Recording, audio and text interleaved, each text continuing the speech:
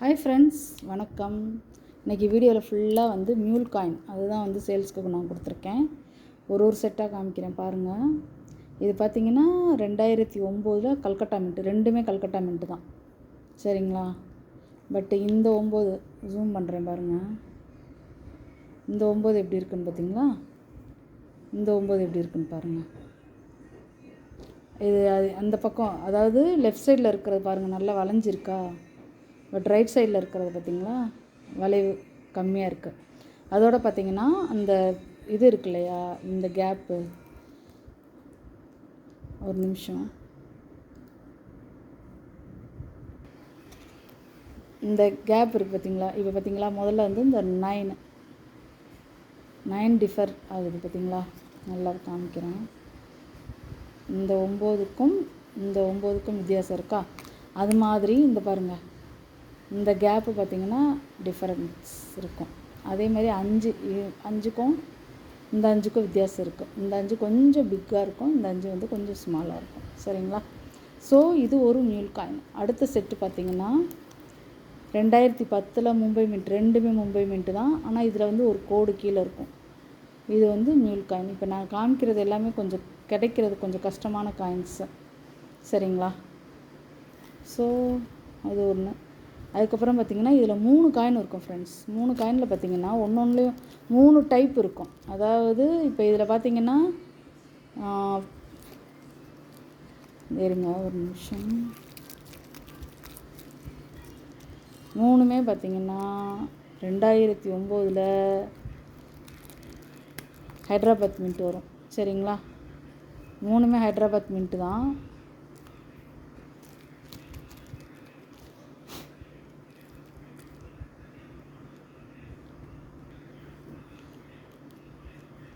மூணுமே ஹைட்ராபாத் மின்ட்டு தான் ஃப்ரெண்ட்ஸ். தெரியுதுங்களா? ஹைட்ராபாத்து தெரியுதுங்களா? 3மே ஹைட்ராபாத் மின்ட்டு தான். இதில் பார்த்திங்கன்னா 9 வந்து ஒரே ஒரு காயினில் மட்டும் நல்லா வளைஞ்சிருக்கும், சரிங்களா? இந்த காயினில் பார்த்திங்கன்னா நல்லா வளைஞ்சிருக்கும் பாருங்கள். பட் இந்த 2 காயினில் அப்படி இருக்காது. இது ஒரு டைப் காயினா.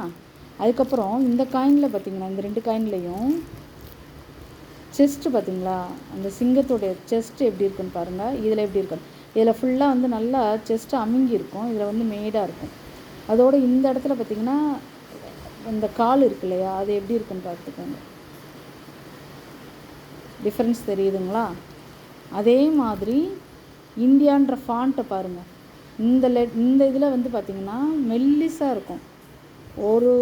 அதாவது ஒரு ஃபாண்ட்டுக்கும் இன்னொரு ஃபாண்ட்டுக்கும் வந்து கேப் வந்து நல்லா தெரியும். லெட்டர்ஸ் வந்து தின்னாக இருக்கும், பட் இது வந்து திக்காக இருக்கும்.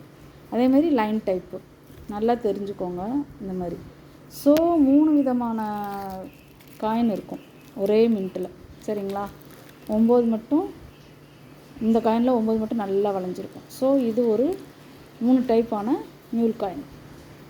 அடுத்த காயினை பார்த்திங்கன்னா இது வந்து தண்டி மார்ச். இது வந்து சிங்கிள் மின்ட்டு, மும்பை மின்ட்டு. இதில் பார்த்திங்கன்னா உங்களுக்கு நல்லா தெரியும், லைன் டைப். நான் அப்படியே காமிக்கிறேன் பாருங்களேன். இந்த லைன் டைப்புக்கு இது வந்து நார்மல் காயின், இது வந்து நார்மல், இது வந்து மியூல். எப்படி இருக்குன்னு பாருங்கள். மியூல் காயின் வந்து லைன் எப்படி இருக்குன்னு பாருங்களேன். இது ரொம்ப அப்படியே வந்து டல்லாக இருக்கும். இது நல்லா ப்ராமினெண்ட்டாக நல்லாயிருக்கும். செஸ்ட்டு இதெல்லாம், இந்த ஹேரு எல்லாமே.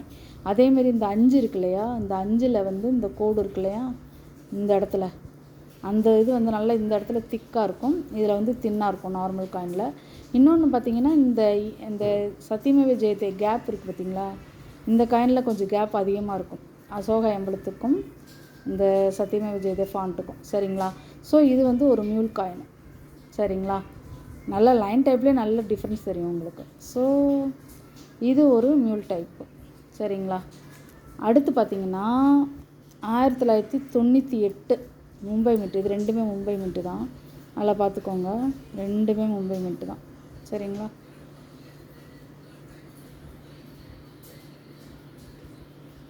நல்லா பார்த்துக்கோங்க, ரெண்டுமே மும்பை மின்ட்டு. ஆனால் லைன் டைப் பார்த்திங்கன்னா ஆக்சுவலாக இது வந்து நார்மல். மும்பை மின்ட்டில் வந்து இந்த லைன் டைப் தான் இருக்கும். பட் இவங்க என்ன பண்ணிட்டாங்கன்னா இந்த லைன் டைப்பு 1997 இருக்கு இல்லையா, அதுக்குரிய லைன் டைப்பை மீன் பண்ணியிருப்பாங்க. ஸோ இது ஒரு விதமான மியூல் காயின்.